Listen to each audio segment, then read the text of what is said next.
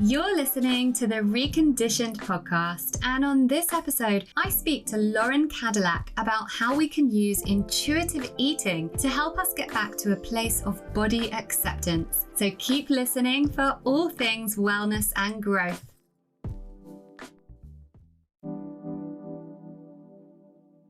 Your personality creates your personal reality. Authentic power is when your personality comes to serve the energy of your soul. The truth is the body is one ecosystem. You can get to the root cause and everything goes away. Welcome to the Reconditioned podcast, where I use my knowledge and expertise of over a decade in the wellness and transformation world to take a deep dive into what makes us thrive as humans. I'm Lauren Vaknine, leading wellness and transformation coach, and following my remission from the rheumatoid arthritis I'd had for 27 years that left me wheelchair-bound by the age of 18, I created a unique coaching combination, conflating physical, mental, emotional, and spiritual aspects of self to create true, long-lasting well-being in all senses of the word. This podcast is one of the many free resources I've created to help you achieve the same. Whether you're suffering from chronic illness, raising children in a world of conflicting information, you're an entrepreneur wanting to step into your purpose, or you simply want to feel empowered and motivated to become the best version of yourself, join me along with expert guests as we uncover the most actionable and tangible ways to recondition ourselves back to wellness. This season of Reconditioned is sponsored by Block Blue Light, the world's leading supplier of blue and artificial light blocking products, including blue light glasses and blue blocking lighting solutions. Blue light blocking products aim to alleviate digital eye strain, improve sleep, and optimize health through mitigating the harmful effects of artificial light from screens and modern lighting. For a 10% discount across the range, visit blockbluelight.co.uk and enter the code Lauren10. Thank you to Block Blue Light. Lauren Cadillac is a Manhattan-based registered dietitian, certified intuitive eating counselor, and certified personal trainer, as well as a retired national bikini competitor. Lauren runs her own virtual private practice, helping clients to ditch the dieting cycle and heal their relationship with food using the intuitive eating framework. So, hi, Lauren. Hi, Lauren. How are you? It's going to get a bit confusing with all the Lauren. I know. I think we'll manage. Thanks for having me today. I'm excited to chat. Oh, you're so welcome. We tried this a few weeks ago, didn't we? We tried this over Thanksgiving, and you were having the universe wasn't having it. The universe was not having it. There was no Wi-Fi, and that's fine. So I feel good about that. I feel good that it was meant to be today, and we're going to really dive into everything. So perfect. I kind of want to start by saying I'm like a kid in a candy store right now because I'm obsessed with this topic and I'm really excited to speak about it. Cool. I'm a nutritionist. I know as dietitians you study for a lot longer, but I never took on a nutrition client and just gave them a nutrition plan because I knew that it came down to mindset and a woman learning to love her body and know her body, and all of that comes first. Otherwise, people will just continue yo-yo dieting if the mindset's not changed. So I think this approach is life-changing for women who have always yo-yo dieted and don't have the best relationship with their body. So we're going to dive deep into that. But I think before we do, a great place to start would be for you to tell us exactly what is intuitive eating. Sure. So basically, intuitive eating is a framework for eating based off of 10 principles. And it was created back in 1995 by two dietitians, Evelyn Tribbley and Elise Resch. And it's basically a self-care model for eating. Is it excessive to go into what the 10 principles are? No, I mean, we can touch on them. I think it's good. I think anyone listening to this right now will be women probably like you and me who've not always had a good relationship with their body, perhaps women who still don't have a good relationship with their body. And the idea of intuitively eating can be either very daunting because is this going to make me put on loads of weight? And we'll get to that. Or really liberating and exciting. So I think the 10 steps would be great. And then maybe we'll go into your journey a little bit. Perfect. And I think you're so right. I think it can often be a combination of those two emotions where it feels liberating, but also really, really scary at the same time, because it's just the complete opposite of everything we've really been taught our entire lives. So it's quite radical. So basically, it starts out, the first principle is rejecting the diet mentality. So in that principle, we kind of explore the science behind why diets don't work, the harm they can potentially cause, and then just kind of exploring each person's actual history. You know, it's, the science is one thing, but what has your own history shown you, right? Like, has the diet ever been sustainable? Has the weight loss been sustainable? So that's really the first step, because if we don't reject the diet mentality, it's really hard to implement the other 9 principles, because we might be, instead of relying on what our body is telling us, we're going to still approach food from a place of wanting to lose weight. And that's going to cloud our judgment, basically. So that's the first step. Principle 2 is honoring our hunger.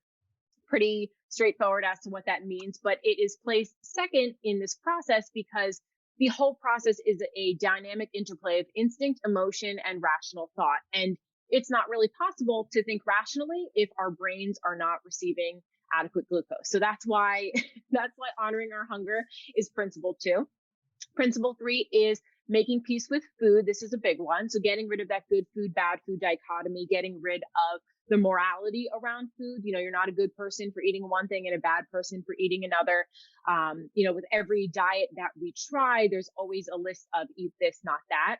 And with, you know, you do Weight Watchers and then paleo and then fasting, every diet you do, you start to build up this list of rules that kind of start to conflict with one another. You know, if you do Weight Watchers, you're focused on points, but then you do paleo or keto, and now you want higher fat foods, but on Weight Watchers, that might be higher points. So it's all confusing. And then it's like, I don't even know what to eat anymore. Yeah. So it's trying to get rid of any, I want to say getting rid of any emotion around food, but obviously that's not something that just happens instantly. It's really getting rid of that good food, bad food dichotomy. And as we're doing that, it's very likely that different voices pop up in our head. You know, we're trying to introduce foods that were previously off limits. And with that usually comes a voice in our head that tells us, should I really be doing this? I can't believe you're eating blah, blah, blah. And so that's why the 4th principle is challenging the food police. So that's really about creating a more supportive inner dialogue, kind of like how you might talk to a friend or how you might talk to a child, basically. So it's creating a more compassionate inner voice. Principle 5 is discovering the satisfaction factor. So that's really the driving force of intuitive eating. So it's all about deriving satisfaction from your food, which is kind of a radical concept in diet culture, right? Because we're kind of taught to give up satisfaction in the pursuit of thinness or whatever it might be. But, you know, in like Japanese culture, that's one of the main tenets of health and well-being is enjoying your food. And, you know, in an attempt to lose weight, oftentimes we sacrifice satisfaction and pleasure. And I don't know if you've ever had this experience firsthand, but I'm sure a lot of people listening can relate to, you know, having a craving for something. I know I do a lot of these infographics on Instagram where you have a craving for ice cream, but your food police voice tells you that ice cream's bad and you can't have ice cream. So instead you might get some Halo. Do you have Halo Top in? No, what's that? Okay. It's like a diet ice cream. It tastes like Okay. flavored ice, essentially. It doesn't taste like, it's like a sad excuse for ice cream. You're really You might selling have- it. That's the thing.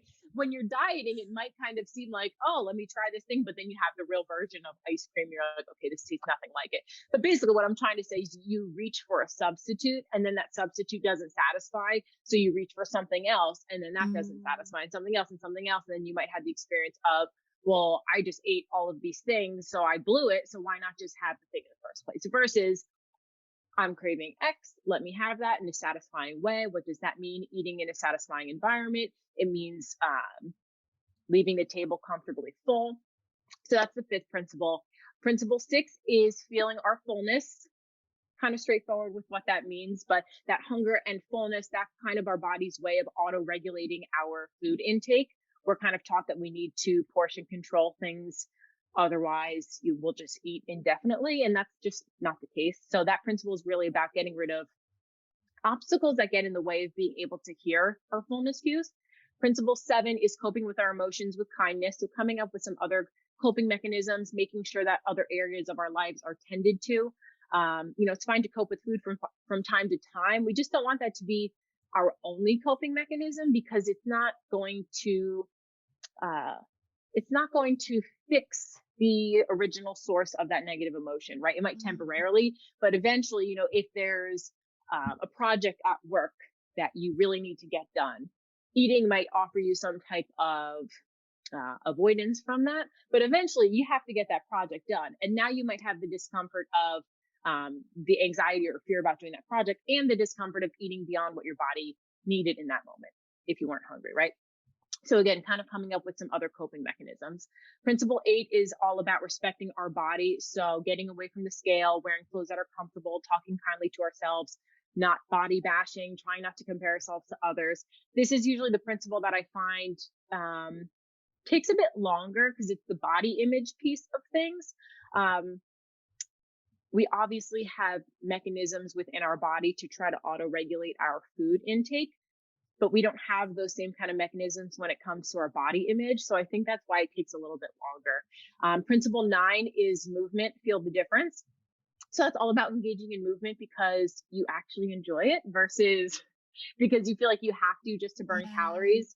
You know, I think so many people take, I mean, some people love HIIT classes. Some people hate them, but then take them because they think they have to, or to only kind of work out that quote unquote counts or certain calorie burn or whatever it might be. But if you don't enjoy something or it's really painful, it's likely that you're not going to stick with it. And similar to making peace with food, it's really about getting rid of that all or nothing mentality. You know, I think a lot of times people think, well, I don't have an hour to work out, so what's even the point? Versus I have 10 minutes, maybe some gentle yoga would feel really good. So again, focusing on movement for the benefits outside of what it does to your external appearance.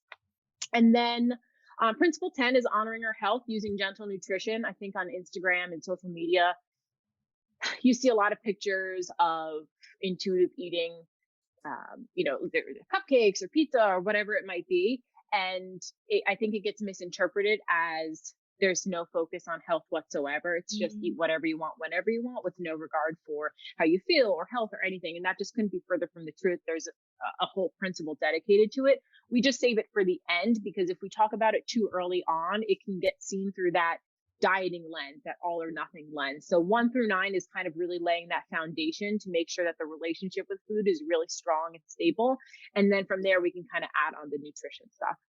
So yeah, because I guess you are a dietitian, so you're not there telling people, you know, eat all the cupcakes and pizzas and burgers and everything that you want, and it's fine if your body's telling you to eat it. There is a balance, and I think all of these points seem to come down to balance and probably you know, intuition. This is intuitive eating. And I think a lot of the problem, and you tell me if you see this with your clients and generally having been in this world, I feel like as a society, as a species, we have lost touch with our intuition.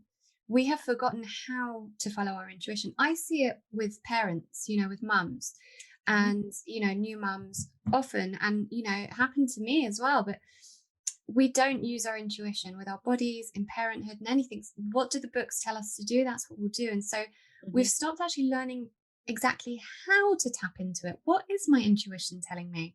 Is my body telling me I'm full, or am I going to carry on eating because when I was 7, my mum told me I had to finish everything on my plate every mealtime, so I no longer understand the feeling of being satiated.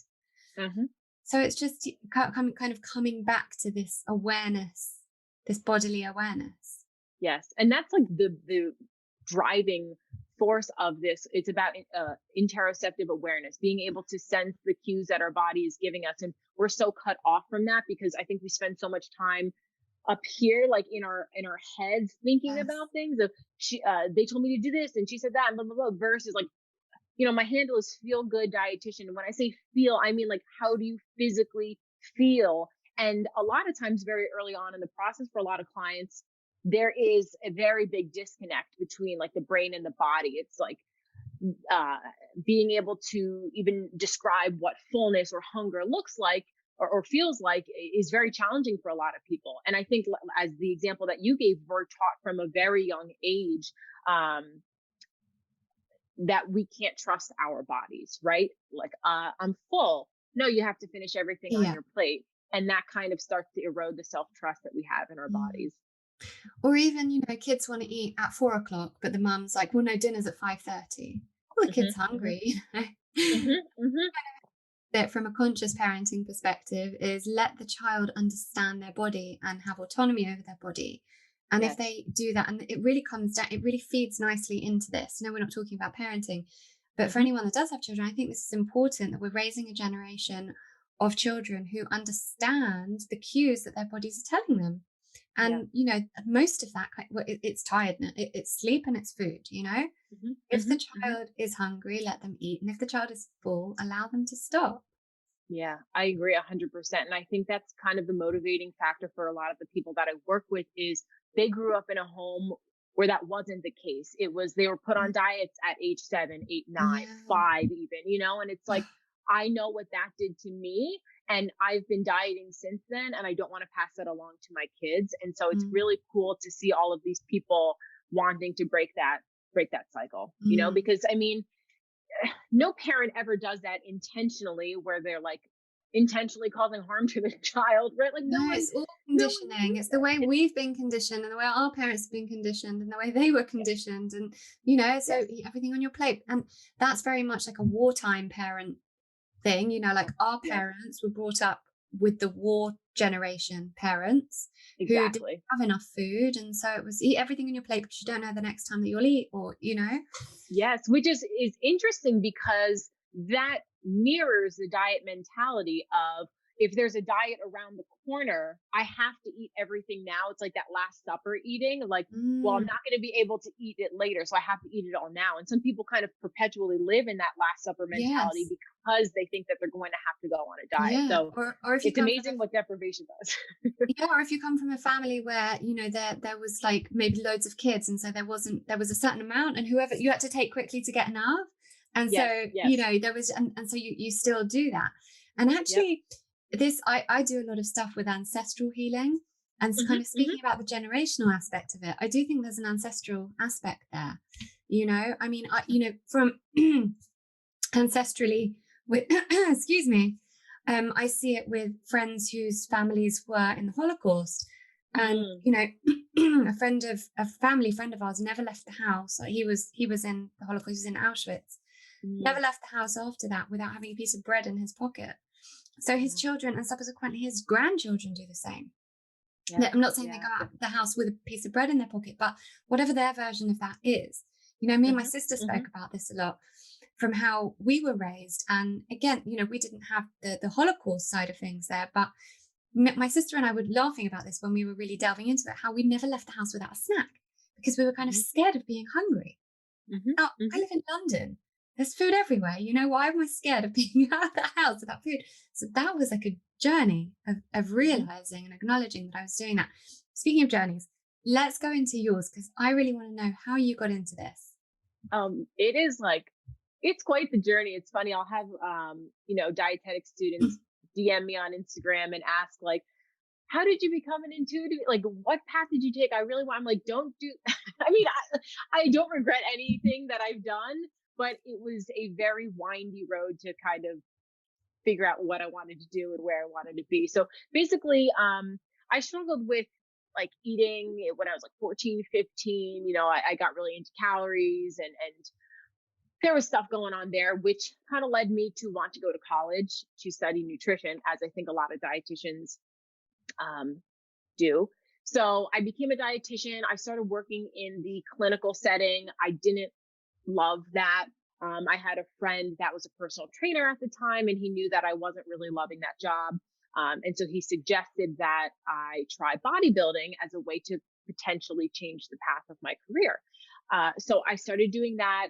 The more I got into that industry, I actually became, when I look back, I'm just like, who were you? I was a sales rep for a sports supplement company. So at one point I sold like pre-workouts, fat burners, like all of these products that I'm like, oh my gosh, like who was I?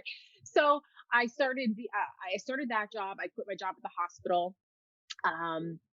Got very into the bodybuilding industry. I did like a bunch of shows in 2014, 2015, 2016. And during that time, I actually developed bulimia. It was like my first off season where I had to start eating again. And eating again, eating more to put on, muscle mass and all that stuff. And I had always struggled with like body image things, I think, as many young adults do.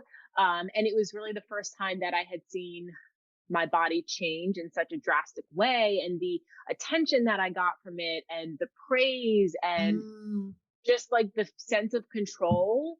And then to have to go and put weight back on, it was like this intense fear of, I'm going to go back to being normal and I'm going to lose everything that I just gained. And so that every time I would try to eat, it would I couple it with the fact that I had basically been starving for however many months. So there was my body kind of reacting and kind of driving me to binge, but also that fear of weight gain and all of the other things. And so then I struggled with that for, 2-ish years, 3-ish years. And the only way I was able to get it under control, quote unquote, was to do another shows, because I had something else to focus on, and I was dieting again. But then anytime I was done with the show, I wouldn't know how to eat. And so basically through my own healing and recovery of that, that's kind of how I came to be where I am today. I started working with a therapist. I started doing CBT. Actually, a fellow dietitian that I did my dietetic internship with years ago, she said, hey, I'm doing this retreat. It was in Vermont, and that's where they introduced health at every size and intuitive eating. And my first reaction, as I think most people's knee-jerk reaction, is, well, that's dumb. Like, so we're just supposed to tell people to eat French fries all day? Like, that doesn't make sense. That's not healthy. And the more I dove into it, the more I was like, oh, this is what I've been looking for my entire life. Like this, obviously we just talked about intuition a good bit. I'm a very big believer in getting that sensation, like that feeling of knowing where something just sits really well with you. And you're like, yes, like you get that feeling of, this is right. This feels authentic to me. And so as I went through my journey, I saw, the transformation that it had in my relationship with food and my body image and all of that stuff. And I was like, you know what? I think a lot of other people, because I never realized that anything I was doing was wrong. Obviously, I knew that the purging was not healthy, but prior to that, I never considered cutting this food out or tracking my calories or whatever it might be. I never realized that that could be potentially problematic. And so once I learned all of this stuff, I was like, I think everyone's kind of involved in some type of disordered eating. It's just like we're prescribed disorder almost from diet culture. So that's when I was like, I want to niche down my practice, and this is what I want to do. I want to focus on this because I think it can be life-changing. And so here we are. Wow. And so how do you feel about your body now? It's so interesting because you think, and I want to acknowledge that I still live in a thin body. There is thin privilege that I have. And I just want to always acknowledge that, because I think there's a lot of people like me. I'm a white, thin, cisgendered female. I'm like the stereotypical dietitian, so I always kind of want to acknowledge that if you're learning about intuitive eating for the first time, for me, that's awesome. But there's also lots of other people that are great to learn from as well. But anyways, back when I was bodybuilding, and I always thought like, okay, once I lose weight, once I look like a bodybuilder, I will love my body. And it couldn't be further from the truth. Like there were times when I was like, oh, this looks good or this looks good. But it was always because that sport is so, it's an aesthetics competition, right? That's it. So I just became obsessed with, well, this isn't small enough and this isn't tight enough, and I'm holding some water here and blah, blah, blah. And I never thought I'd be able to be happy being slightly larger. Obviously, that triggered a lot for me, the fear of gaining weight. But now I'm like, I like my body so much more now, and I have so much more respect for it now than I did when I was, I don't know, 25, 30 pounds lighter. I appreciate everything that it does for me. I pretty much ran it into the ground. I disrespected it for years, and it's still here and it's still taking care of me. So, but it's an ongoing journey. I try to not spend so much time focusing on my body, to be completely honest, because I think it kind of takes away from it. it focuses on my body still, where it's like, let's get away from bodies in general. Like, cool, they're great. Bodies are great. They do a lot for us, but there's also a lot more to us, you know? Yeah. And it is that issue you were saying, you know, when you were doing that stuff, people were giving you praise, because this is where we live now. We live in a society that praises thinness. And, you know, and I see it. If I've lost weight, and I am very much an intuitive eater. I'm all about health. Everything, you know, my remission came from nutrition. Yeah. I do not count calories, and I never have done. And I do not watch what I eat in that respect. And I gained baby weight, you know, after having my kids. I was really bloated after I was breastfeeding. I had arthritis flare-ups after I couldn't move.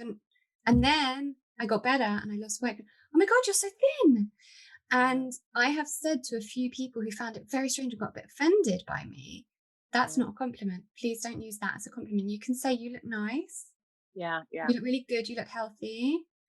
You know, you look great, whatever. But don't use thin as a compliment, because I don't want my children ever to hear me complimenting someone because they are thin. And because they're thin, they got a compliment. So then it leads me to think, well, what were they thinking about me the year before after I had my babies?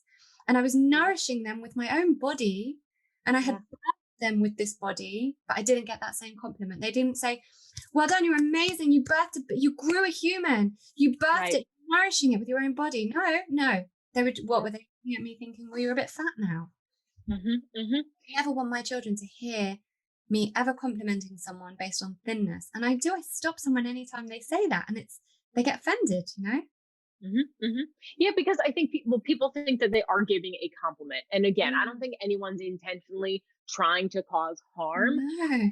It's just, we need to have those conversations of, that's not a compliment. It makes me uncomfortable. Because like you said, it's like, you're clearly analyzing my body. And then that means I didn't look this way a year or two ago. And so you must have been observing it then. And, you know, I had a group session on Tuesday, and we were going through the rejected diet mentality principle. And that was one of the questions was, you know, what keeps your desire for weight loss there? Like, what was one of the best parts of losing weight in the past? And then the clothing part of things, like fitting into clothes easier, which is just an issue with the fashion industry. But the compliments and the attention from people is the biggest thing, you know, because when maybe you gain the weight back, then the compliments stop. And people but it's not just that the compliments stop. It's like, okay, so now you're aware that specific person complimented you when you were smaller. So they must be judging you now that you're not that small. Exactly. And that's my issue. And like you say, no one does it out of malice. It's the way they've been conditioned. But if we don't have those conversations and we don't tell those people, then their children will never hear it any differently, and we'll just continue perpetuating the cycle. So I think it's a good point to bring up. I wonder if you think that people kind of all have their own natural body shape, and that is where they should remain, kind of. I remember, I know you, actually, I got introduced to you by Stevie, our mutual friend Stevie. Oh, yeah. She's so awesome. She's amazing. So she was on the show last year, and she said something to me a while back, and I'm just paraphrasing because I'm probably not going to say it as good as she did, but she said, you know, we all have kind of a natural body shape, you know, genetically, etc. Yep. If you are eating healthily, you know, not depriving yourself. Obviously, not depriving yourself doesn't mean having whatever you want all the time, but eating a healthy, balanced diet without depriving yourself, whatever your body is at that point, that is your body. Yeah. I wonder what you think about that. Oh, I agree with that 100%. And, you know, I think it's interesting. I think my experience with bodybuilding surprisingly reinforced that idea to me, because even though we were intentionally trying to shift the distribution of muscle mass or just change the shape of our body, at the end of the day, we all had like genetic predisposition. Like for me personally, I don't gain weight in my legs. I can't put muscle on in my legs. I gain all my weight in my stomach. I'm the same. Yeah, other people. Exactly the same. Yeah, exactly. And I think a lot of females gain weight in their legs or their hips, but then not so much in their stomachs. And I saw that very much, no matter what part of our season, in season, off season, you saw the differences amongst people, right? Like even when we're all on stage, everyone has a different distribution of weight. And I think that's where these issues arise, is that we think that if everyone tries hard enough, they can all fit into this one mold. Yeah. And it's just not true. Body diversity exists. Yeah. It exists. Like we all ate the same and we all did the same exercises. Our bodies would still look different. You know, it's like with everything, that there's nuance, right? And there are variants to it. So I'm a really big into epigenetics. I love epigenetics. So, you know, we do know that we can change things over generations by doing certain things. So if I was not overweight in my pregnancy and upon conception, and I kind of carry that on, then hopefully my children will not have the predisposition to become obese or to gain too much weight.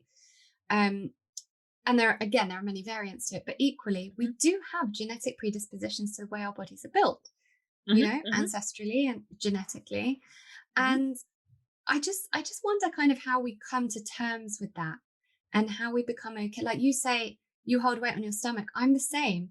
I hold weight on my stomach. People will always say, oh, your legs. Yeah, okay, but maybe you are complimenting my legs because you put on weight on your legs, but you might have a flat stomach, or, you know, right. we just hold weight in different parts. And I just wonder how we can get to a place of acceptance with our personal body shape. Yeah. I think that's so hard, especially with, I mean, I feel like on social media, there is a lot more representation of people in all different size bodies, but I even noticed I've really made sure that my Instagram feed is a particular feed, you know. Yes, me too. For certain reasons. But I do notice that even, you know, models like in larger bodies, there still is that similar shape of the waist is thinner. Yes, and there's curvy, and it's like the same ideal, but just bigger, versus like someone with weight that they gain in their stomach and their legs are smaller. You know, it's like I don't see that quite as much. But again, I think there are accounts and people out there, obviously, that exist. And I think that can be a really helpful, but also like you can take action right now today to work on that, where it's like even just seeing that those people exist, I think is really helpful. Because I mean, think about the TV shows we watched growing up or the movies we watched growing up. It's like, what did you see? Like, you look back at movies from the 90s and you're absolutely just like, it's so cringy. You're like, oh my gosh, you can't see that. Or like, so like, no wonder we feel this way about our body, because you see one thing and that's all you think is good, right? And so I think the representation of different bodies is just so important, and I think that that's available now on social media, and I think seeking that out can be really helpful. I think we were teenagers in the 90s. I think that was the most dangerous time to be a teenager. It Maybe really now damaged with like me. TikTok though. Yeah, but you know what? You've got that, but also you can go on social media. You can very much curate, like you say, your feed and who you are looking at. Whereas then it was whatever was put in your face. The 90s was heroin chic, Kate Moss on the runways. It was Sex and the City. It was Friends. It was, you know, even Friends, like Rachel, Monica, and Phoebe started off, I mean, they weren't even, I wouldn't even call them curvy, but they started off maybe a bit softer. And then as the seasons went on, they were all stick thin. Oh, Sex yeah. and the City, all the girl bands, and even the girl, like Spice Girls, were promoting girl power, but they all had the same flat stomachs, you know. Yeah, they're all white, they're all thin, yep.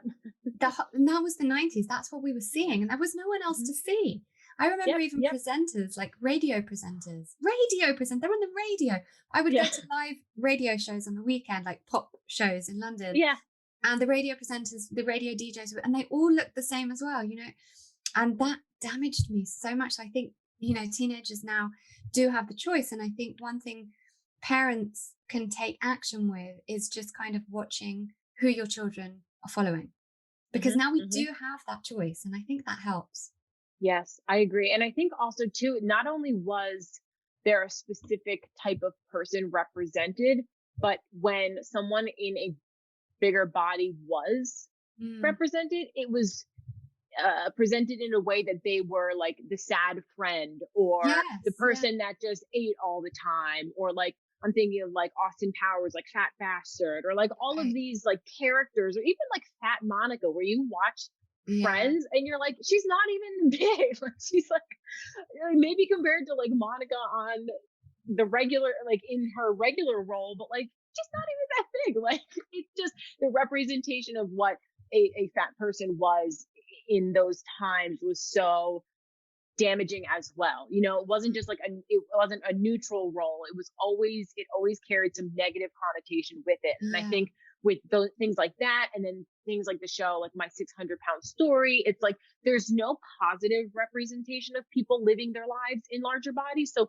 all we see is these like really negative things, and then we create this fear of, okay, well, I'm going to be the friend that gets made fun of, or I'm going to wind up like My 600-Pound Story, where there's lots of people in different bodies living fulfilling lives. And I think, you know, as we just kind of spoke about, seeing that can be really, really validating and really helpful.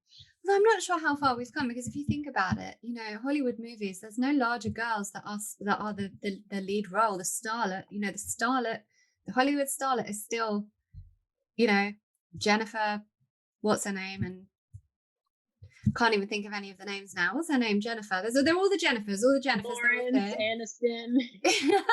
Lauren, that was it. Yep. Emma Stone, even the girls that are like a little bit quirky, maybe they're still thin. And then you've got, you know, Rebel Wilson. She's still the goofy, you know. Yeah, goofy friend. So I think we're coming further, but we haven't come that far yet. Not in terms of movies, I don't think.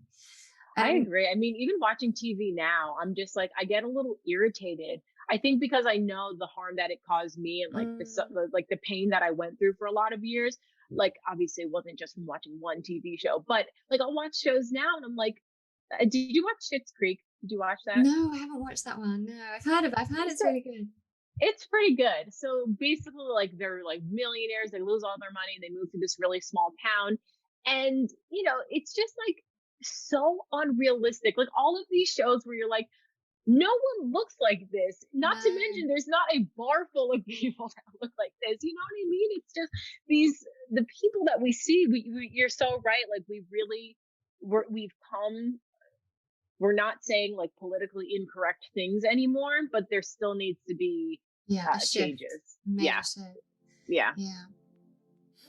We'll be back to the episode really soon, but first, a quick word from our sponsors, Block Blue Light. So as a busy mum and entrepreneur, there are days where I have to work into the evening, and this means being at my screen way longer than I'd prefer. So a while back, I invested in a pair of blue light blocking glasses. Now, if you've never heard of blue light blocking, let me give you a quick rundown. Natural blue light from the sun boosts our mood and alertness, but technology has meant that we're now exposed to so much artificial blue light from screens, devices, and all modern lighting, and it's really affecting our health. Artificial blue light disrupts our sleep, interferes with our hormones, and causes digital eye strain, which can lead to long-term eye health issues. Now, I've been wearing my blue light blocking glasses for a while, but it was in the second lockdown when I was homeschooling that I decided to get a pair for my 5-year-old to protect him from the amount of screen time that was required for his learning. And he now wears them anytime he's at a screen and if he's watching TV after dark.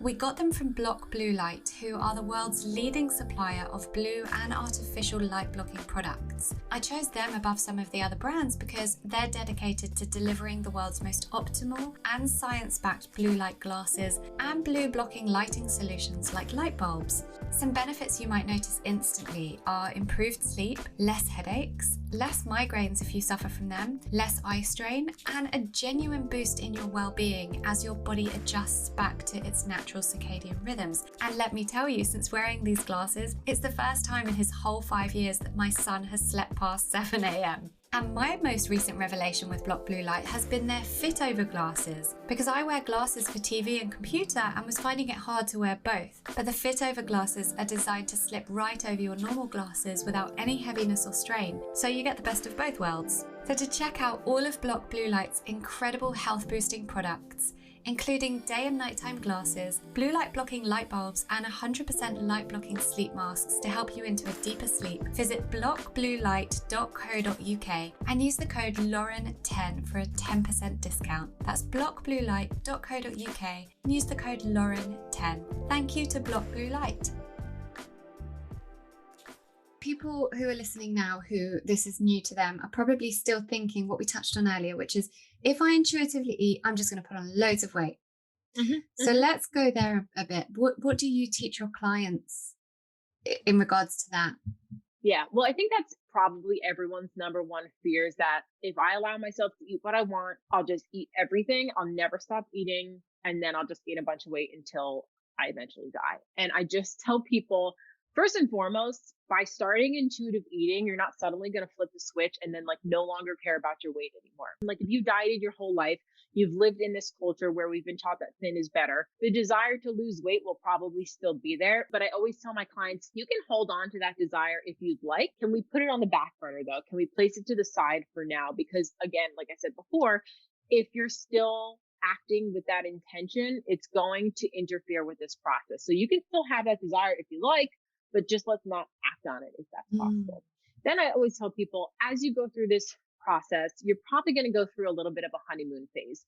As you get to principle 3 with making peace with food, suddenly I'm saying you have unconditional permission to eat whatever you want, whenever you want. Truly, go ahead, experiment, eat all the things. That's kind of when you see a slight uptick of just food intake in general, but usually the foods that were previously off limits. And that's a really important phase to go through. Although it could be a little uncomfortable, it teaches us 2 things. One, we learn firsthand how food feels in our body. We figure out which foods feel certain ways and how much of each food feels this way or feels that way.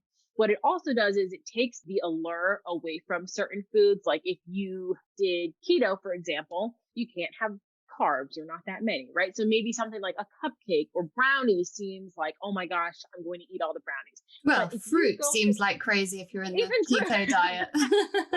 An apple or a banana seems like just absolutely crazy. Yeah. Wild. So basically, as you're going through that, if you're doing that, a brownie is going to seem like the craziest thing ever, right? Like oh my gosh, I'm going to eat all the brownies. But if you eat brownies for breakfast, lunch, and dinner for a month, you're eventually not going to want a brownie anymore. You're going to be like, okay, great, another brownie, and that's kind of what this phase is all about. It's not trying to get anyone to burn out on any particular food, but to take away that heightened emotional response that we have because it's no longer off limits. I can have this whenever I want. And so I can choose to have it now, or maybe I'll have it later when I'm feeling a little bit more hungry and it will taste better and it will be more satisfying. Right. I guess it's like when you're little and your mum tells you you can't have these sweets, you can't have this, so you want them more. Like if you go to a party and you're the kid that's not allowed chocolate or sweets, you stand at the table eating them all, right? So now you're kind of giving the women permission and the licensing to eat what your body's telling you to eat. And then so is there a pattern? Because you did say that usually they kind of, the uptake of food is a bit more. Is there a pattern that people go through when they start this? And like, how long does it take until it's, I guess, balanced out where they just feel good about what they're eating?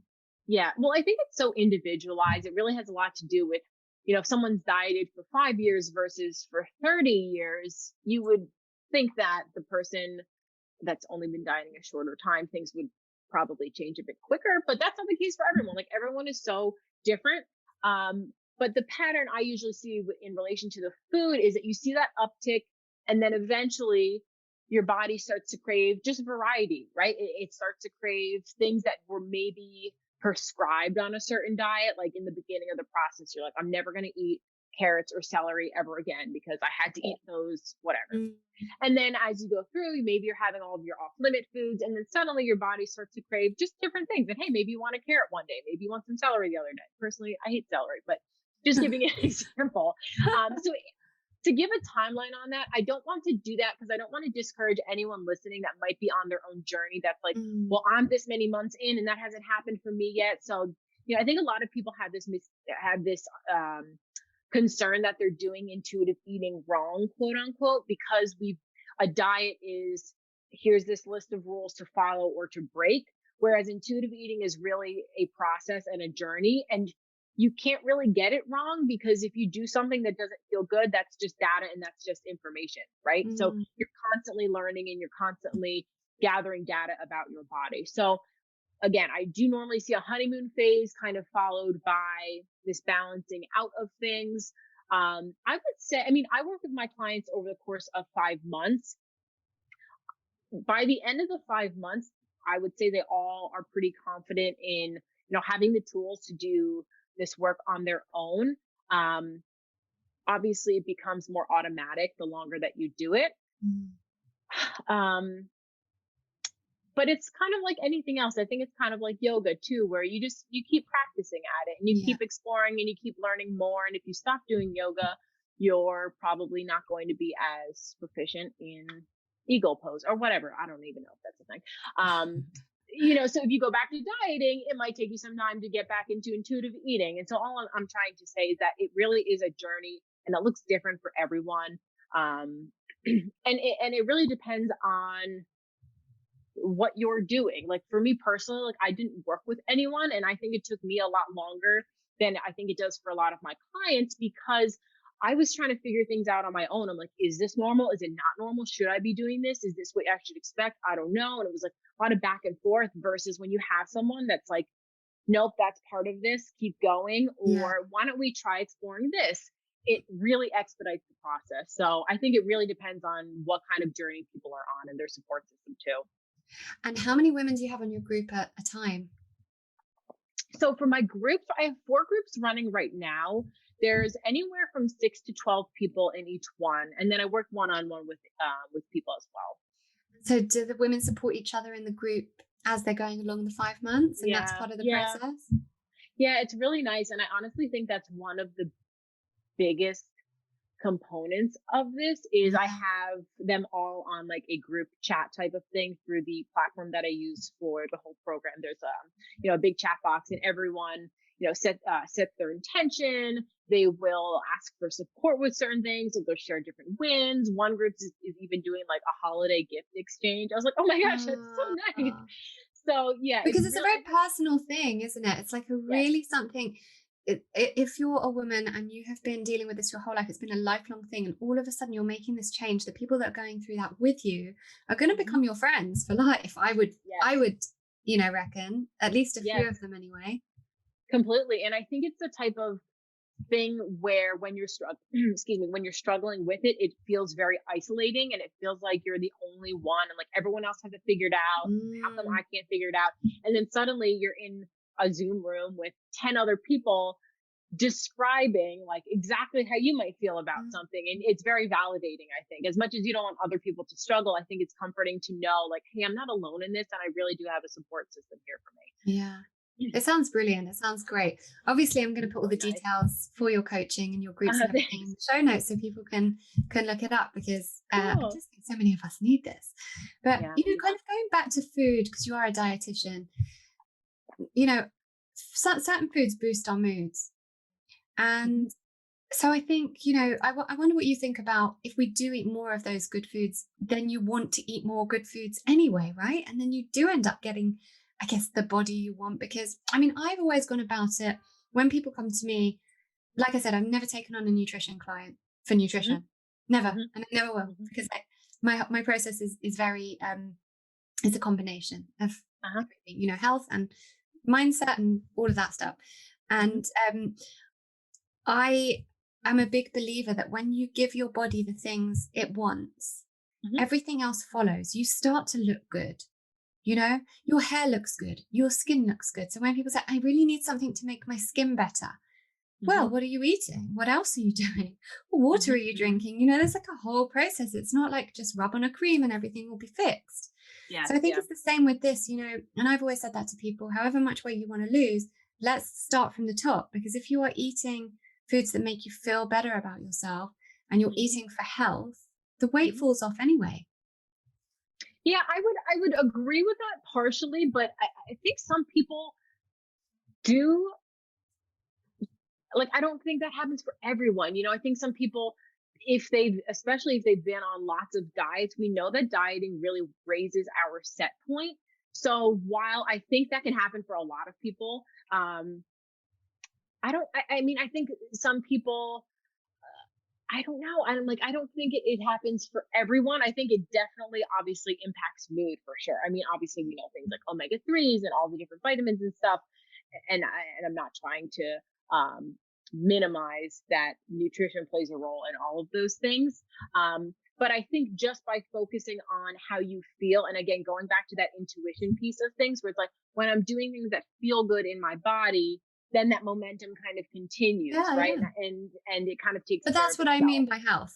You know, health exactly. is a broad term, and that's exactly what I mean. So I do agree with you. It's when you are doing everything for your body, for your mind, for your spirit, you feel better, and then you feel better in your body and you look better. Whatever that means to you at that time, you're going to look better when you feel good. And so it really is getting to that point. Self-love, right? All comes back to that. Totally. And I think there's a lot to be said about just your energy and how you kind of carry yourself. And I think when you feel really good, I don't know, I'm into like the law of attraction. I know that's definitely something that a lot of people might be like, okay. Oh, no, you've got the right into. Cool. But I mean, I really do think it's like, that's why my handle is Feel Good Dietitian, because if we can just do more things that feel good, you're going to raise your, vibrational point of attraction. Like I do something that feels good. And so I'm sending off that signal of a good feeling thing. And then I attract something else that feels good. And it just kind of builds that momentum. So I think if we can just focus on, and when I say feel good, I don't just mean like temporarily, if I eat all of these things right now, I'm going to feel good, but then I'll feel like, not so great afterwards. What's really going to make you feel good? Like what's really going to take care of your mental health and meet all of your different needs? And I think then that, again, that's that momentum that gets built.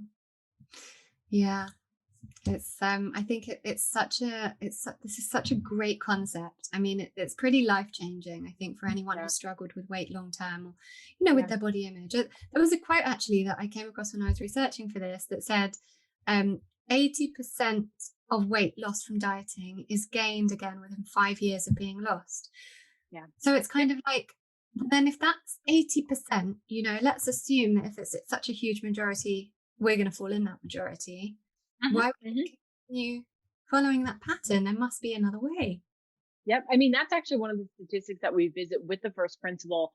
I know there's another statistic that is 95% of people will regain the weight that they've lost within 2 to 5 years, with up to 66% of people putting on more weight than they lost in the first place. And that's really our body's way of protecting ourselves. It sees this diet as a famine. And so in response to that, our metabolism slows down. We start to eat our muscle tissue, drawing a blank, eat our muscle tissue for energy, right? For protein. We increase the enzyme that makes and stores fat. We start to think about food more often. We have cravings, maybe binges. And then you just kind of start getting into this yo-yo dieting cycle. And we know that yo-yo dieting is actually associated with a greater risk of heart disease, with premature death, with diabetes, with all of these things. And so it's like, it's not even about, I mean, it is, but it's about health too, right? Like diets are not good for our health. Making lifestyle changes or behavior changes is great, but intentionally trying to lose weight through calorie restriction and cutting things out and deprivation and all of those things it's just not even healthy. Forget about the fact that it doesn't work, but it's just not healthy too. You mentioned a bunch of conditions there that could come up, and one thing that people don't mention enough is this early onset Alzheimer's and dementia that we're seeing now in people kind of in 60s and 70s. And the reason we're seeing so much of that is because these Weight Watchers and Slimming World things came along kind of in the 80s. So the generation of women that were kind of in their 30s or 20s, 30s or 40s at the time were following these low fat diets, not getting any fat in their diets. The brain needs fat. Fat's a brain food. I know, the brain is fat, right? Isn't it 60% fat or something? I mean, so like, there's so much early onset dementia and Alzheimer's now, and people are not, we're not enough seeing the correlation between that and this kind of low fat culture. I'm glad we kind of are coming out of that a bit. This kind of Weight Watchers. We're going a little bit too far in the other direction. Yes, with keto and all fat now. Yeah, because that's not so great for the liver either. But well, that's the Yeah. thing. It all comes down to balance. So maybe this will be your answer, but I would like to ask you what your takeaway message would be for anyone listening now who has struggled with body image their whole life, Yeah. is kind of thinking, this sounds really good, but I'm a little bit scared. What's your takeaway message for them?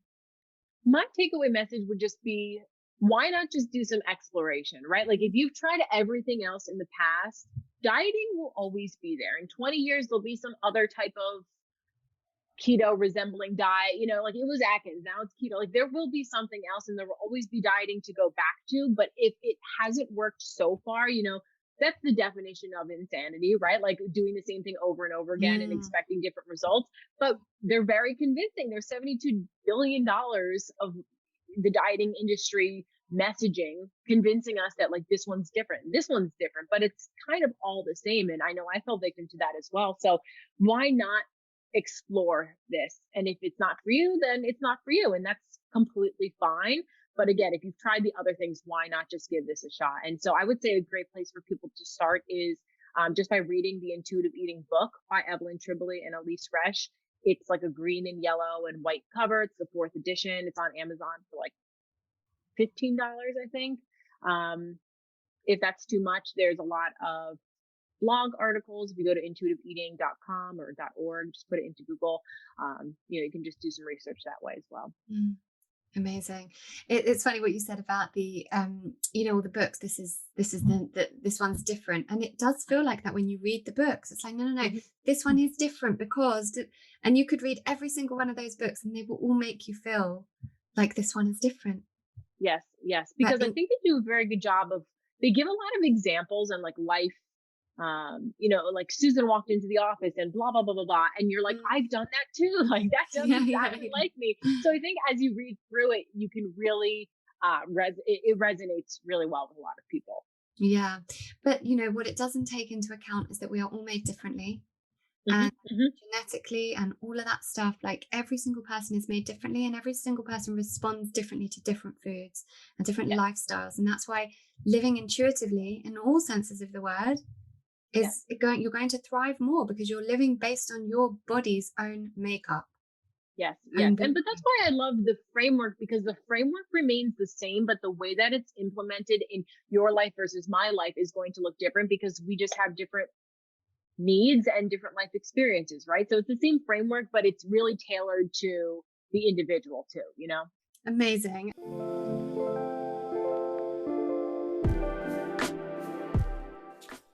Okay, so I end every episode with a little thing called All About You. And it's just a little segment for people to get to know you more. I haven't prepared you because I like people to... I know, I'm like, is this going to be fun to happen? I'm like, wow, I'm really boring. It's like a quick fire round. No. Do you know what? It's great because then you answer from your intuition when you don't have time to think about it.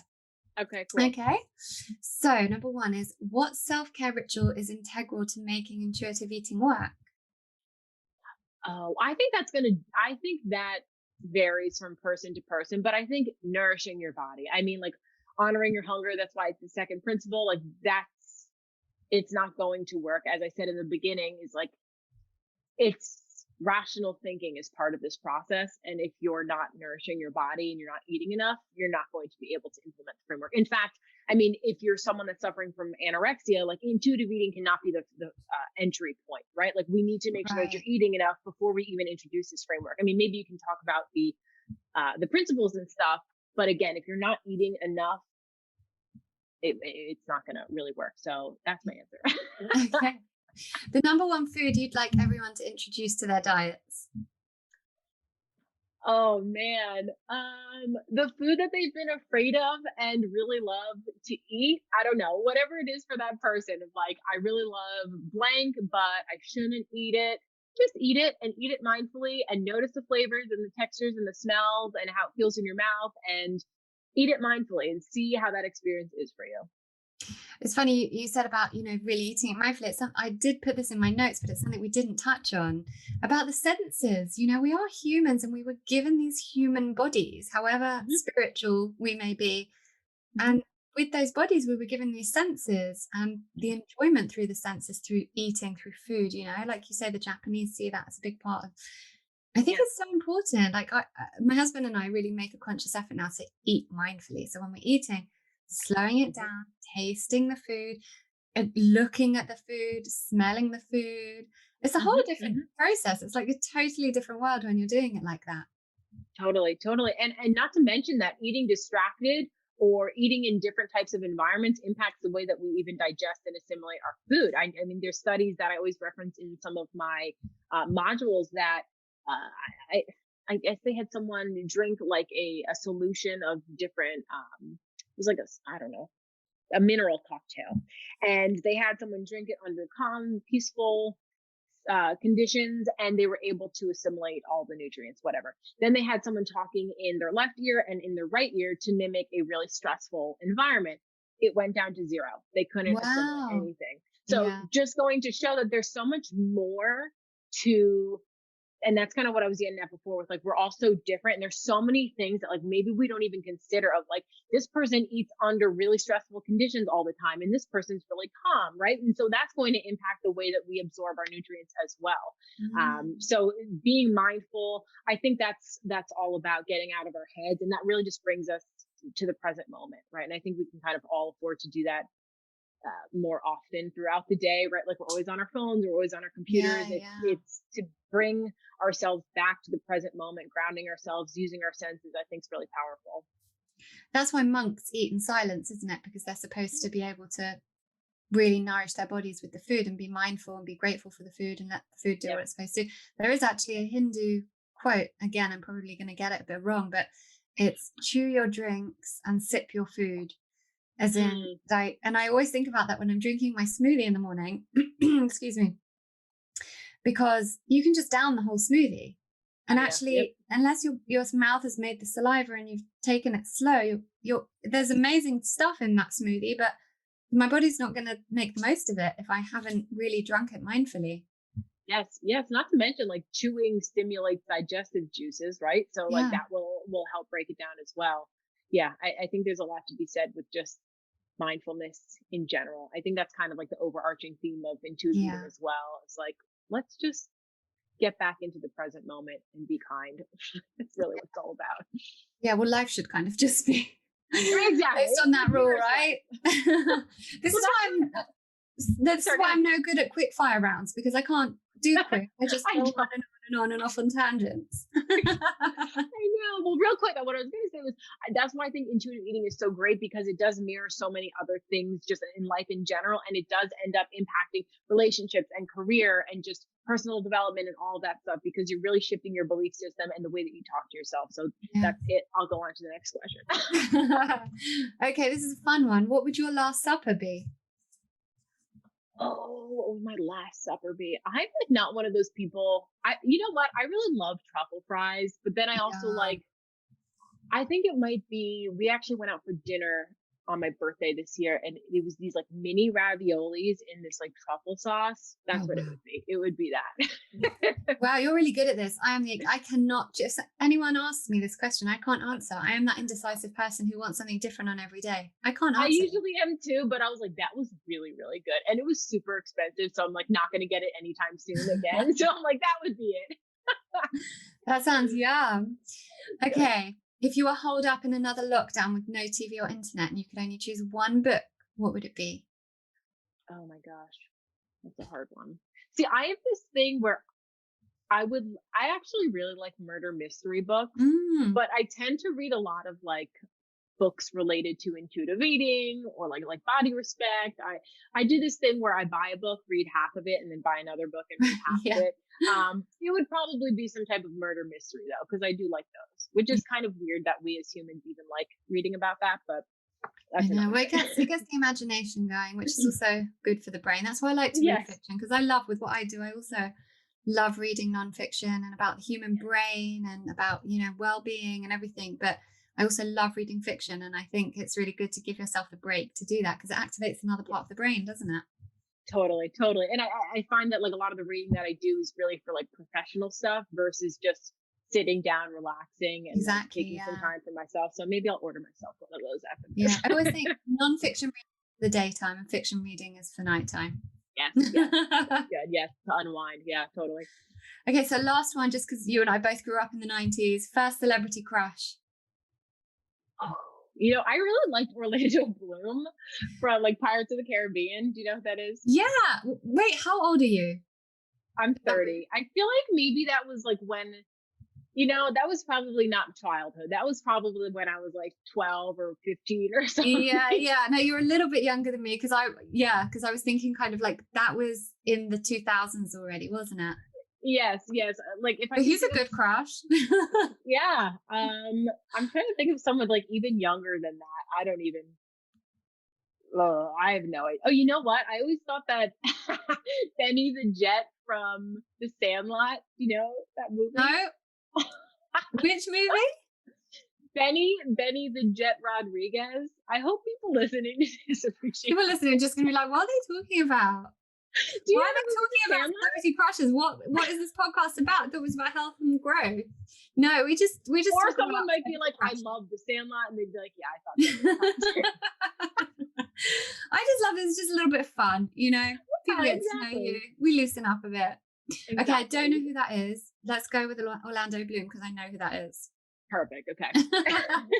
Amazing, Lauren. Thank you so much. Just before we switch off, where can people find you, your course, your Instagram? Your Instagram's amazing, by the way. Oh, thank you. Thanks. Try to keep it light on there. So my Instagram is at Feel Good Dietitian, dietitian with 2 T's. I don't know if spelled with a C there, but 2 T's. My website's laurencadillac.com. TikTok, Feel Good Dietitian. That's probably the main places. Amazing. Okay, well, thank you so much for speaking to me today. And I can't wait to get this episode out for people to hear all about intuitive eating. I think it's going to get such a great response. I hope so. I really do think it can be so life-changing. Like I always say, I'm like, if everyone in the world read this book, I think the world would really be a different place. But maybe I'm just obsessed with it. I don't know. No, I hope people enjoy. I think it's pretty life-changing. Yeah. Okay, thank you so much. Thank you so much for choosing to listen to Reconditioned today. I'd be so grateful if you could subscribe and maybe even leave a review, or better still, if you could share with friends and family who you think could benefit from the content. Really, it's all about just sharing the love so that everyone can understand how to use an integrative approach to life and health.